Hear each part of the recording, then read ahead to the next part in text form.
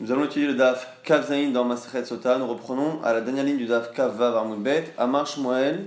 Shmuel nous dit Issa Adam Douma, Alissa Bat Douma. Un homme, mieux vaut qu'il épouse une femme Douma, donc une femme que l'on soupçonne d'avoir eu des relations interdites. Alissa Bat Douma, mais pas sa fille. Pourquoi?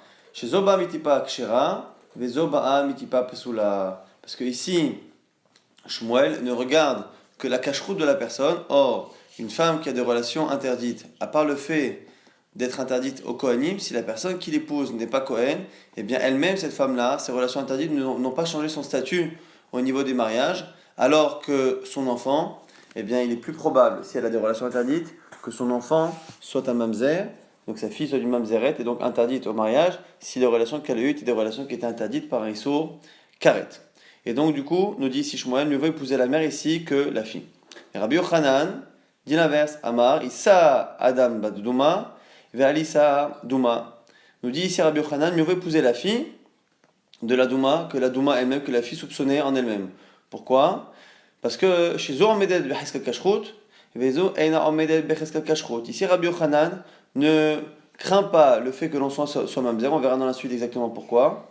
Il ne craint pas que l'enfant soit mamzer, et du coup, il considère que la mère et la fille sont kshérot, sont autorisées, et du coup, il dit que mieux vaut épouser la fille qui, elle, n'a jamais eu a priori d'accusation de relation interdite, plutôt que la mère qui a, elle, une présomption d'être quelqu'un qui se comporte pas comme il faut.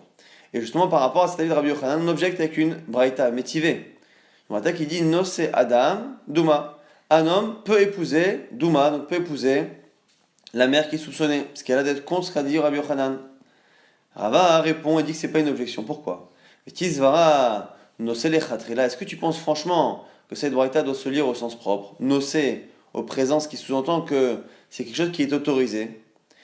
Et là, Imnasa, tu es obligé de dire que c'est Imnasa, que c'est a posteriori, s'il l'a épousée, il peut la garder. Ce qu'est en train de nous dire Rava, c'est que depuis le départ, la discussion qu'il y a entre Shmuel et Rabbi Yochanan, est-ce que mieux vaut épouser la mère ou la fille? Quoi qu'il arrive, on ne parle pas de quelqu'un qui a le choix de l'épouser, on parle de quelqu'un qui a déjà épousé, et dans quel cas on reste avec la personne ou pas. Mais quoi qu'il arrive, choisir d'épouser la femme qui est psoula, c'est sûr que non. Donc ici, nous dit Rava, puisque la Braïta elle-même a l'air de dire les choses comme si c'était autorisé, et qu'on est obligé de la corriger, et de dire imnasa, en disant que s'il l'a épousée, eh bien il peut rester, eh bien une fois que tu es obligé de corriger la Mishnah, la Braïta, tu peux aussi la corriger, et dire Tanenami, Batdouma, il est aussi probable que l'on se soit trompé, et qu'au lieu de mettre Batdouma la fille, on a mis finalement la mère. Donc finalement la Braïta, puisque on sait qu'il y a une erreur, on ne sait pas s'il y en a deux ou une, et du coup, ce n'est pas une preuve comme Rabbi Yochanan, et la Gemara va trancher comme Rabbi Yochanan.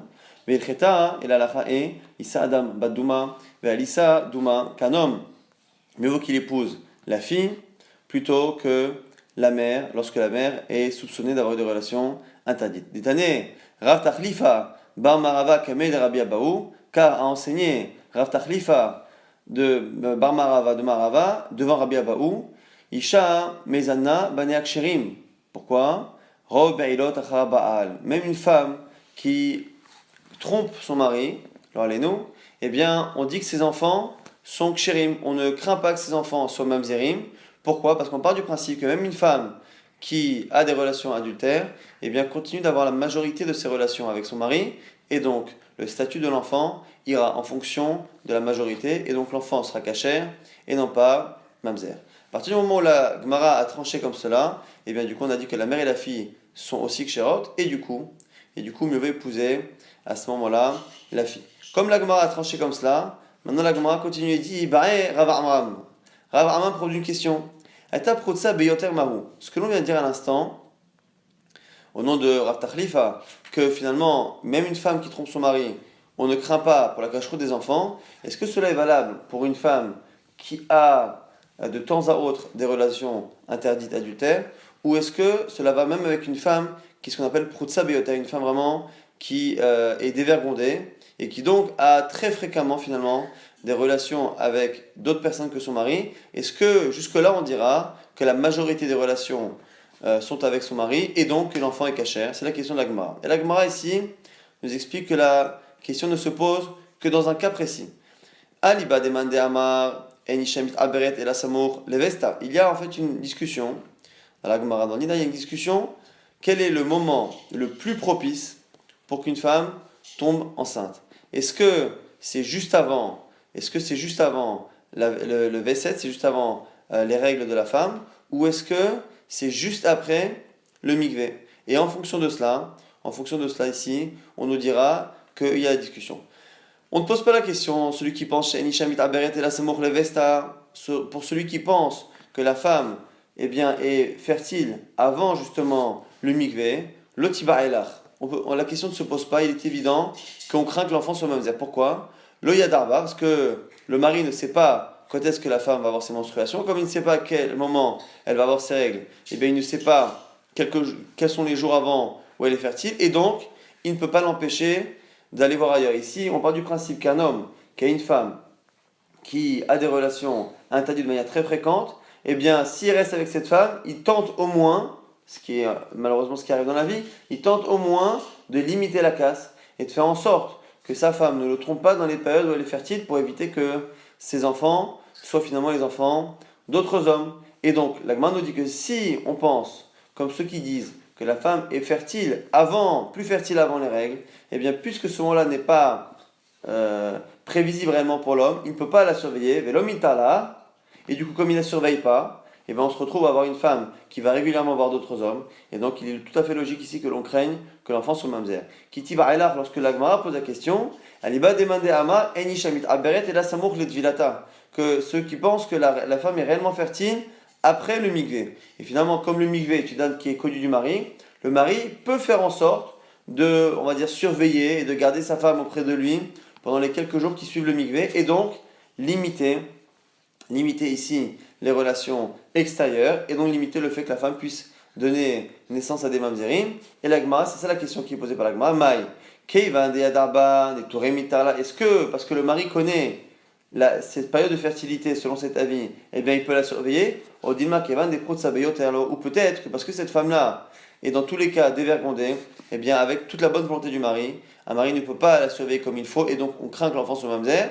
Teikou l'agmara dit qu'il n'y a pas de réponse à cette question.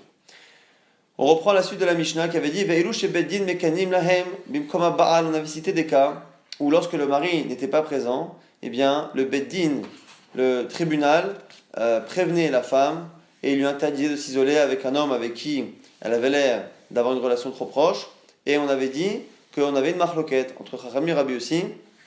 Est-ce que cette prévention des Chachamim peut servir à enclencher plus tard le processus de sota qui nécessite encore une fois une prévention ou pas? C'est une marloquette selon Chachamim, non selon Rabbi aussi.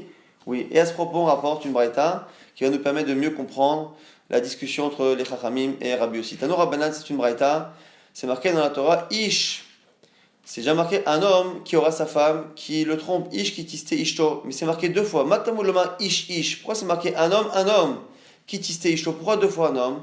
Les rabot Eshet Cherej, Veshet Shota, Veshet Shamum, Veshalach Balalem Dinatayam, Veshet Havush Bevet Asurim. C'est pour nous exclure tous les hommes qu'on aurait pu penser exclure de la halacha de Sota. C'est qui? C'est le Shoté, donc le fou, le Cherej d'abord, Michila le sourd-muet, Shoté le fou, Shamum, celui qui est perturbé, qui a affolé, c'est une autre forme de, pas de démence, mais en tout cas de perte de conscience. Celui qui est parti à l'étranger loin, ou qui était enfermé en prison, chez Beddin Mekanila, que tous ces cas-là, Beddin Mekanilahem, le Beddin, prévient la femme à la place de ces hommes. Les poslan miktuvatan, pour leur faire perdre la ktuba à cette femme, si elle continue. Maintenant la Gemara dit Achol avlash kotan. On aurait pu penser que grâce à ce kinouille des Chachamim, la femme pourra boire les autres sotas, nous disent les Chachamim, Tamuloma vehevi aish et ishto. Et l'homme emmènera sa femme et la Kohen pour justement lui faire boire les autres sotas. Et du coup, selon Chachamim, cela vient nous apprendre que il y a un lien entre les deux. Et donc, si au moment où on fait le kinouille, il ne peut pas amener la femme, puisque le mari n'est pas là, ça ne fonctionne pas. Rabbi aussi dit, Aflash kota. Il peut aussi la faire boire. Pourquoi? Lorsque le mari reviendra, il emmènera la faire boire au Bedin. La Gemara explique, quel est le sujet de la discussion? Rabbanan, les Chachamim pensent, c'est vrai, Beinan vekine vehevi. le fait ici qu'on ait juxtaposé deux actions, le fait que l'on prévienne et le fait qu'on emmène la femme au Beit HaMikdash pour boire, eh bien, Chachamim apprennent que le fait que la Torah ait juxtaposé ces deux actions, ça vient nous apprendre que ces deux actions doivent pouvoir se faire de manière justement juxtaposée, quasiment simultanée. Il faut qu'au moment où on prévienne la femme, eh bien, on soit capable de l'amener au Beit HaMikdash. Or, il n'y a que le mari qui peut l'emmener au Beit HaMikdash, et donc si au moment de la prévention, le mari n'est pas là, eh bien, cette prévention-là ne peut pas servir de début de processus pour la sota. Donc, Chachamim, ici, apprennent cela de la juxtaposition des deux actions, des deux halachot, alors que Rabbi aussi ne dit que pas du tout. Ici, il ne déduit pas cette halakha-là, il pense que ce sont deux actions différentes. On fait un kinouï qui est fait par le mari ou par les chachamim, et il suffit que le mari soit présent au moment d'aller au Beit HaMikdash pour que ce soit kasha vers Rabbi aussi. Ça va, l'obaïna vekine vevi, on n'a pas besoin ici de lier dans le temps ces deux actions qui ont été liées dans le verset vekine vevi. Tanor Abanan, à ce propos, une braïta qui dit Asher tiste isha tachat isha, le akish, ish le isha, ve isha le ish. On avait dit précédemment à un moment donné que c'était marqué Zot Torah Kenaot, voici l'enseignement des Kenaot, de la sota, de la jalousie. Asher tiste isha tachat isha, une femme qui trompe son mari, tachat isha, sous la juridiction de son mari, venitma'a, qui s'est impurifié. C'était en trop aussi tachat isha, et à un moment donné, on avait dit que les akish, les isha, c'est pour finalement lier l'homme et la femme au niveau des halachot et nous apprendre que ce qui empêche une femme de boire les autres sotas, eh bien, peut aussi l'empêcher si c'est le mari qui finalement a ce genre de halachot. C'est-à-dire, les maïlcheta, à propos de quel halakha l'agma se demande, Amar Rav Sheshet, première proposition de Rav Sheshet, Kishem Shi'im, ou Suma, Loya Mashkar, de la même manière que si le mari est aveugle, elle ne peut pas boire. Pourquoi est-ce que c'est marqué avec dire que la femme qui a fauté, qu'elle a fauté sans évidemment la connaissance de son mari, et que la chose a été cachée aux yeux de son mari. Puisque c'est en trop ici que c'était caché aux yeux de son mari, parce qu'on sait qu'il n'est pas au courant. Ici, c'est venu nous apprendre qu'il faut que le mari ait des yeux pour voir. Celui qui ne voit pas n'est pas inclus dans cette halakha. Et bien du coup, elle aussi, si elle est aveugle, eh bien, elle n'est pas incluse, elle ne peut pas boire les eaux de sota, alors que finalement la Torah n'a parlé que de lui, mais on a finalement un Ekesh qui vient nous apprendre que ce qui manque à la femme ou ce qui manque à l'homme se transpose à l'autre et empêche le processus de fonctionner. Ravashi Amar, autre halakha de Ravashi, Keshem Shechigeret Vegidemet Lo Aita Shota, de la même manière que celle qui ne peut pas se tenir debout, qui a des problèmes aux jambes, ou celle qui a finalement une partie des bras ou des mains qui est amputée, eh bien elle ne peut pas boire. Pourquoi est-ce que c'est marqué le Kohen la fera tenir debout au Beit HaMikdash.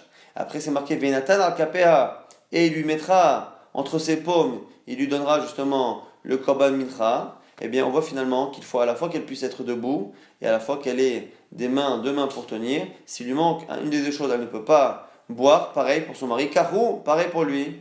Imaya Chiger au Guidem, s'il n'arrive pas à tenir debout ou qu'il a amputé d'une partie des bras, eh bien le Hayam Mashka, il ne peut pas la faire boire. Dernière halakha qui se transpose encore une fois entre la femme et le mari, Mar Baravashi Amar, Keshem Shi'ilemet Lo Haïta Shota, de la même manière qu'une femme qui ne parle pas, Lo Haïta Shota, elle ne peut pas boire, Dirtiv, Ve'amera Aisha, Amen, Amen. C'est marqué que la femme, une fois qu'elle entendra les malédictions que le Kohen lui dit et qu'il l'a fait jurer de cette manière, elle répondra 2 fois Amen, et puis il faut qu'elle puisse le dire. Celle qui ne peut pas le dire ne peut pas boire. Pareil pour le mari, Karou, il aime le Hayamashka. Pareil, si lui est muet, il ne peut pas la faire boire. Et selon le Rambam, le fait que la femme doit répondre, cela sous-entend aussi qu'elle doit pouvoir entendre. Et donc selon le Rambam, si elle n'entend pas, et donc si lui aussi n'entend pas, eh bien, elle ne peut pas boire les eaux de Sota. Adran Alach, Aroussa, nous avons terminé le Perek Aroussa. Nous commençons une nouvelle Mishnah. Et comme on a donné les drachot de Rabbi Akiva, eh bien, on va ici continuer. Et Keshem, Shemaim Bodkim Ota, de la même manière que les eaux de Sota vérifient la femme si elle est fautive, Kakramaim Bodkim Oto. Pareil, les eaux de Sota vont à distance, faire mourir éventuellement le Boel, celui que l'on soupçonne d'être l'amant de cette femme, l'homme avec qui cette femme s'est isolée contre la demande de son mari. Chez les marques, c'est marqué 2 fois, ou Baou Amaim, ou Baou Amaïf, c'est marqué deux fois que les eaux vont venir.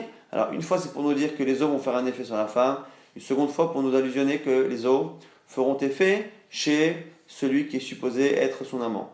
Keshem Shasura la Baal, Kaf Asura la Boel, de la même manière qu'elle est interdite à son mari par cette relation interdite ou par ce soupçon, eh bien elle est aussi interdite à son présumé amant. Chez les marques, c'est marqué deux fois Nitmea ve Nitmea, c'est marqué qu'elle s'est impurifiée. Et ici, on déduit du Vav Nitmea une première fois. Et même si le deuxième mot Nitmea n'est pas en trop, c'est le Vav ve Nitmea. Le Vav là-bas est en trop. Comme le Vav, la conjonction de coordination est en trop, eh bien, selon Rabbi Akiva, dit vrai Rabbi Akiva, ça vient nous apprendre que finalement il y a deux personnes qui sont interdites, à la fois le mari et à la fois le présumé amant.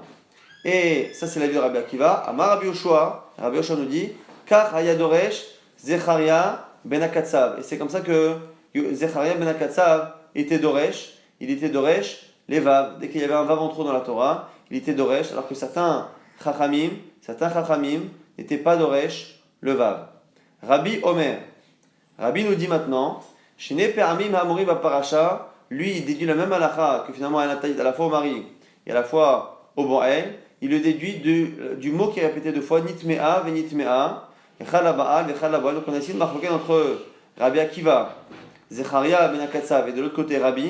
Est-ce que c'est le Vav qu'il y a dans le second mot, Venitmea, qui nous permet d'être Doresh, ou est-ce que finalement c'est le mot lui-même Nitmea qui est considéré comme étant en trop? Ici c'est un peu compliqué puisque le mot Nitmea est marqué 4 fois dans la Torah, donc une fois pour la Lacha, une fois par rapport à la Trouma, et du coup il y a une discussion entre les Tanaïm, s'il y en a un qui est en trop ou pas en trop, et donc s'il n'est pas en trop, il faut la prendre du Vav. Comme finalement on a enchaîné sur Rabbi Akiva et sa manière d'être Doresh, sa manière de déduire la Lacha de la Torah, ici d'un Vav, qui n'est pas encore une fois de l'accord de tout le monde, la Gemara continue avec des drachot de Rabbi Akiva, et on dit Bobayom, ce même jour, alors ce même jour en général, c'est marqué dans ma Masechet Brachot, Bobayom, ça fait référence au jour, ou selon certains, à la période où Rabbi Elazar ben Azariah a été nommé finalement Nassi du Ham Israël en remplacement de Rabban Gamliel, et lorsqu'il a été nommé, eh bien, il a laissé rentrer plus de personnes au Beth Midrash, car avant, on ne laissait rentrer que ceux qui avaient un intérieur qui était aussi pur que l'extérieur, et donc ça limitait les gens, même les Talmidei Chachamim, de venir au Beth Midrash, et lorsque ce jour-là ou cette période-là, il a fait rentrer tout le monde au Beth Midrash, eh bien, à ce moment-là, il y a une Torah qui s'est développée et des réponses à des questions qui sont venues donc le même jour ou la même période. Darash Rabbi Akiva fait une dracha. Uchli Heres, Ashayipol Mehem El Toho, Kol Ashabetocho Itma. Un cli Heres, c'est par rapport à la Touma, par rapport à l'impureté, un ustensile en argile. Ashayipol Mehem, dans lequel tombera un des reptiles impurs de la Torah, qui est Rishon, El Toho à l'intérieur, Kol Hashem Betocho, Yitma, tout ce qui est à l'intérieur sera impur. Donc on apprend que lorsqu'une impureté tombe dans un ustensile en argile, eh bien cela purifie tout ce qu'il y a à l'intérieur. Donc Yitma, ça vient nous apprendre qu'il est impur. Mais il nous dit ici Rabbi Akiva, on n'a pas dit Tamé, et non Omer Tamé, on n'a pas dit il est impur. Et là Yitma, ce qui sous-entend un passif qu'il sera devenu impur, mais ce que cela sous-entend aussi un actif au futur. Yitma, il impurifiera les autres. Les Tameh Haïm, ça vient m'apprendre que non seulement l'objet qui est dans l'ustensile avec le reptile impur, non seulement il sera impur, mais il pourra lui-même impurifier les Tameh Haïm pour impurifier les autres. Les Midakika, Sheni, ça vient nous apprendre que le morceau de pain ou l'aliment qui sera à l'intérieur, il sera Touma numéro 2, chez Metame et Tashishi qui pourra purifier le numéro 3. Dans la Touma, on a un principe. C'est que le dernier niveau de Touma, on a à Viavot à Touma qui est finalement le mort. On a ce genre d'impureté, donc les reptiles qui sont finalement Touma numéro 1. Et on a un principe. Lorsqu'on transmet la Touma, on descend à chaque fois d'un niveau. Et lorsqu'on descend d'un niveau, à un moment donné, on arrive à un niveau où ça y est, l'impureté ne peut plus se transmettre. Et le dernier niveau d'impureté ne peut plus transmettre l'impureté à d'autres aliments, si ce n'est la trouma, donc les aliments qui sont réservés aux kohanim, qui eux ont une dernière capacité. Donc ici, lorsque l'on nous dit que finalement on a un reptile qui est numéro 1, qui est dans un keli, tout ce qui est dans le keli va recevoir sa touma et deviendra numéro 2. Comme c'est numéro 2, c'est la dernière Touma que l'on sait, il ne pourra plus impurifier, cet aliment qui est à l'intérieur ne pourra plus impurifier un autre aliment, si ce n'est finalement de la Trouma, qui elle sera impurifiée en numéro 3, qui sera encore une fois le dernier niveau de Touma. Mais même cela, d'apprendre finalement qu'il y a chez les aliments quelque chose qui peut devenir numéro 2, on n'avait pas de preuve.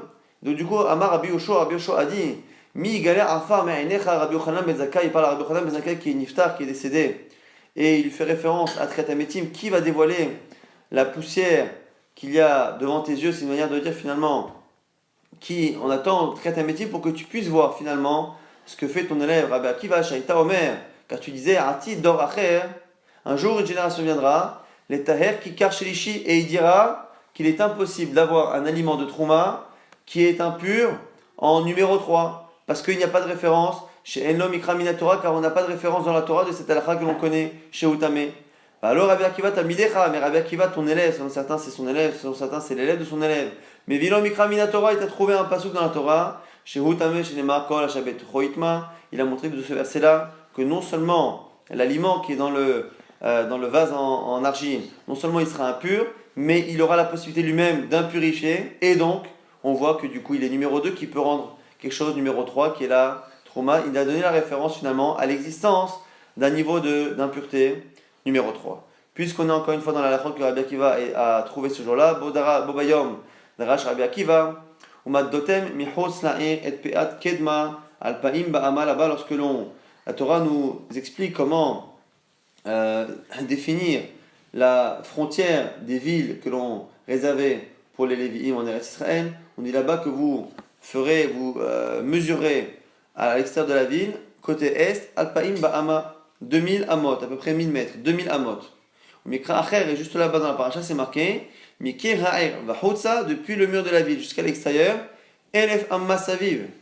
Finalement, 1000 mètres, 1000 amot, je veux dire, autour. Donc on a un verset qui nous dit que c'est 1000 mètres autour qu'il faut laisser à l'extérieur de la ville, et un autre qui nous dit que c'est, au moins d'un côté en tout cas, 2000 amot. Impossible de dire que c'est 1000 amot, puisque c'est marqué par ailleurs 2000. Impossible de dire 2000, puisque c'est marqué de l'autre côté 1000. Comment c'est possible? Elef amma migrash, 1000 amot qui sont sans construction. Et alpaim amma trum shabbat. Et les 2000, c'est pour nous apprendre le trum shabbat, la limite de l'endroit que l'on ne doit pas dépasser pendant Shabbat. Donc finalement, en tant que protection, et en tant que, à l'époque, à l'extérieur des villes, on laissait une partie de la ville non construite, 1000 amot autour de nous ici, finalement, Rabbi Akiva, et les 2000, c'est par rapport à ce qui est encore considéré comme une partie de la ville que l'on ne doit pas dépasser pendant Shabbat. Rabbi Eliezer beno Bachar Rabbi Yossi Aglili Omer, donc Rabbi Eliezer, le fils de Rabbi Yossi Aglili, nous disait, Elef amma migrash, ve'alpaim, sadot ukramim. Lui dit non, il y a 1000 mètres qui servent à ne pas faire de construction, et finalement, les 1000 amot supplémentaires servent finalement à faire des champs et à planter des vergers ou des vignes, en tout cas des choses pour faire joli. Donc lui, le disciple, c'est comme ça que l'on explique la contradiction entre les versets qui parlent à la fois de 1000 amot et à la fois de 2000 amot. Toujours encore une fois, Bobayom, le même jour ou la même période, Darash Rabbi Akiva a expliqué le verset. Az Yashir Moshe au sujet de la Shira que l'on a chanté après l'ouverture de la mer Rouge. Az Yashir Moshe au Israël Shira Zot Lachem. À ce moment-là, a chanté Moshe Rabbeinu cette Shira avec les Bnei Israël. Vayomru, ils ont dit les morts. Alors ça veut dire quoi les morts? On dit déjà que Moshe, les Bnei Israël ont chanté. Et ils ont dit les morts en disant. Le mot en disant étant trop. Shen Tamuloma les morts, il n'y a pas besoin de dire les morts. Matamuloma les morts. Pourquoi la Torah dit les morts? Mais la Mèche, Shayu Israël, Onim Shira Harav Shel Moshe. Akol Davar Vedavar. Pour nous apprendre que finalement toute la Shira a été dite finalement sous forme de Moshe Rabbeinu qui parle et du Ram Israël qui répète. Kekorim et Hallel, exactement comme on fait pour le Hallel ou le Shaler Sibour. Dit Odul Hashem Kitov Kilon Hazo et tout le monde répond après lui. Les cartes Nehemar, les morts, c'est pour ça que c'est marqué les morts, pour nous apprendre que c'était un échange. C'était Moshe Rabbeinu qui dictait et le Ram Israël qui répétait. Rabbi Nechemia n'est pas d'accord, Omer. Kekorin et Hashema. Effectivement, il y a une notion ici de Shaler Sibour et de répétition du Kahal. Mais c'est pas comme le Hallel, c'est plutôt comme le Shema Israël. Mais donc, le Shema Israël, c'est le Shaliar Tzibour qui commence à faire. Mais ça ne veut pas dire que le Ham Israël attendait la fin de sa phrase pour la répéter. C'est juste lui qui a finalement commencé à parler, mais il n'empêche que dès qu'il a commencé, tout le monde l'a suivi, donc ils n'ont pas eu besoin finalement de dicter. C'est une marque intéressante de savoir est-ce que Azashir Moshe était une prophétie, ces mots-là de la Shira, est-ce qu'elles étaient une prophétie de Moshe Rabbeinu, comme ce que dit Rabbi Akiva, c'est Moshe Rabbeinu qui a eu la prophétie et le Ham Israël qui n'a fait que répéter, ou selon, encore une fois, Rabbi Nehemia, si tout le monde a enclenché un instant après que lui ait commencé, finalement c'est une prophétie que tout le monde a connue, simplement Moshe Rabbeinu était le seul, celui qui commençait en tout cas à dire cette prophétie. Bo Bayom, le même jour ou la même période, Darash, Rabbi Yoshua ben Orkenos, ici c'est plus Rabbi Akiva, c'est Rabbi Yoshua ben Orkenos, un élève de Rabbi Akiva. Le Avad Iyov et Akadosh Baruch Hu Elam Ahava. Iyov, le personnage du Tanakh que l'on appelle Job, Iyov, a servi à Akadosh Baruch Hu mais Ahava, par amour, même s'il a eu beaucoup de tsarot, beaucoup de souffrances, il a servi à Hachem par amour et non pas par crainte ou par volonté d'avoir le salaire. Chez Neymar, comme c'est marqué, Hein ikteleni, même si Hachem me tuait, Lo ayahel, à lui je continuerai de faire confiance et envers lui je continuerai justement de porter mon espoir. Veradaïn adavar shakul, mais ça encore, la chose n'est pas encore complètement claire, elle est finalement encore un peu hésitante. Pourquoi? Parce que lo animé sapé, o eini sapé, puisque dans la Torah lorsque c'est marqué lo avec un vav, ça veut dire vers lui, mais d'un autre côté parfois on le lit différemment comme étant une négation, la négation lo, et donc à ce moment-là on pourrait lire eini sapé, justement je n'ai plus confiance en lui, je n'aurais plus confiance s'il me tuait. Du coup, comme c'était pas encore totalement évident, même s'il n'y a pas tellement de raisons de le lire différemment de ce qui s'est écrit, c'est marqué avec un vav, normalement ça devrait être vers lui, eh bien on a continué Talmud Omar, Adekvar lo asir tumati mimeni. Il nous dit ici, Yov, Adekvar, jusqu'à ma mort, lo asir tumati, je n'enlèverai pas ma tmimut, ma pureté dans ma avoda vers Hashem, mimeni, de moi. Mais la metche mehava asad, on voit que il s'avère à Kadosh Baruch Hu avec tmimut, avec pureté, avec simplicité, avec amour, et non pas à cause de la crainte des sanctions. Amar Rabbi Yoshua, à ce moment-là, Rabbi Yoshua, comme il a dit précédemment, Mi gala afar me'enecha Rabbi Yochanan ben Zakkai, qui pourra te réveiller, Rabbi Yochanan, qui pourra enlever de toi la poussière qu'il y a sur tes yeux. Donc c'est encore une allusion à la résurrection des morts. Rabbi Yochanan ben Zakkai, Shaita Doresh, que le Mecha Shelo Avad, Yov et Ammakom, et la mira, car toute ta vie tu disais que Yov n'avait servi Hachem que par crainte. Chez Neymar, comme c'est marqué, Ishtam veyachar, que Yov c'était un homme tam, donc intègre, veyachar, droit, Yireh Elohim, qui craignait Dieu, Vesarmera, et qui s'écartait du mal. Le fait que c'était marqué Yireh Elohim, ça l'a sous-entendu qu'il avait la crainte d'Hachem et qu'il n'a servi Hachem que par crainte. Balo Yoshua Talmid Talmidecha, et Yoshua ici, Yoshua ben Orkenos, qui est l'élève de ton élève, l'élève de Rabbi Akiva, qui est lui-même ton élève qu'on a vu précédemment, et bien l'Imed, chez Mahava Asa, il a appris finalement des versets, que c'est par amour, et il a réussi finalement à dévoiler quelque chose que toi-même, tu n'as pas réussi.